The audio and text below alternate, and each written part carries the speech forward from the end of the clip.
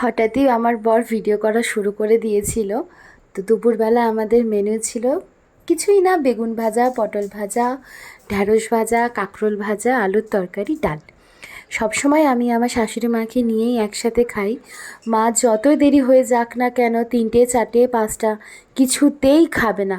কারণ মা বলে মা নাকি একদম একা খেতে পারে না।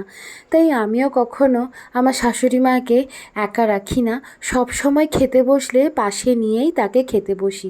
খায় তো ওই সামান্য একটুখানি, তাতেই মায়ের শান্তি। মা নাকি একা খেতে খেতে একদম বোর হয়ে গেছিলো।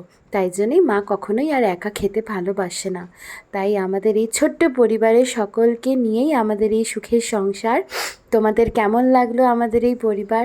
তোমরা একটু লাইক আর কমেন্ট করে একটু ভালোবাসা দিও। আর কেমন লাগছে একটু জানিও।